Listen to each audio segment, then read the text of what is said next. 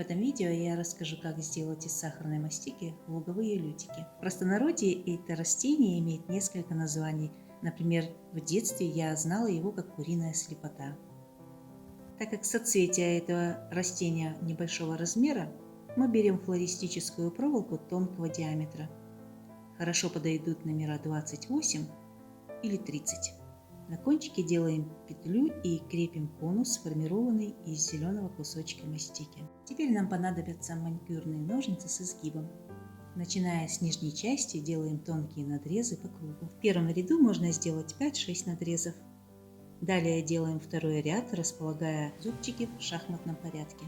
У нас должно получиться что-то похожее на крошечную еловую шишку. Заранее делаем определенное количество таких сердцевинок. Затем вырезаем полоску из очень тонко раскатанной мастики желтого цвета. Ножницами или ножом для пиццы делаем тонкие надрезы по всей длине ленты. Теперь нам надо немного округлить кончики лепестков. На поролоновом коврике с помощью маленького шарикового стека вытягиваем и утончаем бахрому. Смочив водой или кондитерским клеем, накручиваем на стебель под сердцевинкой. Фиксируем у основания, зажимая пальчиками.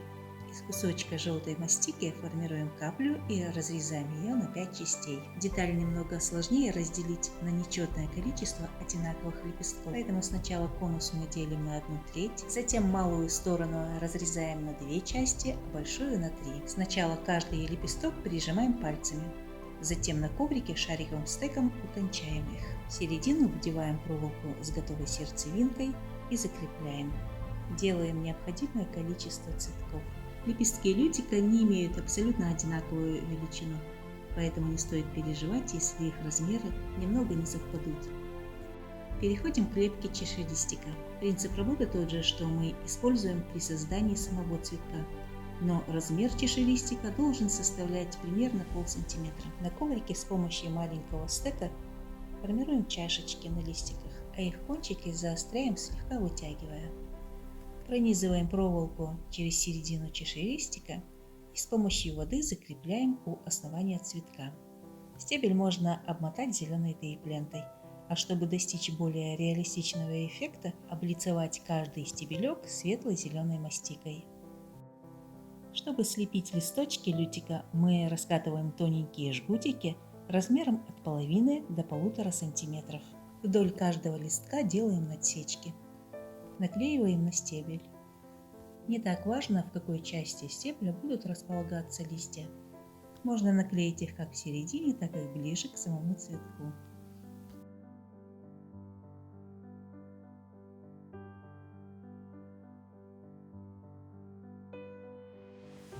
Еще мы сделаем несколько бутончиков из зеленой мастики.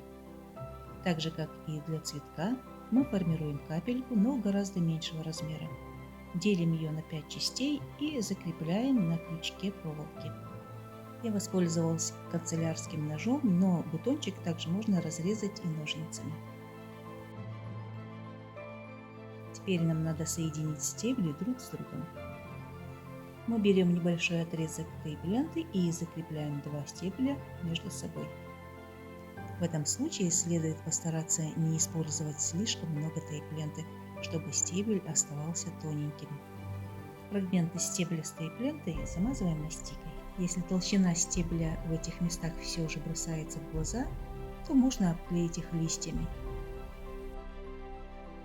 Далее также соединяем между собой уже готовые цветки с бутонами.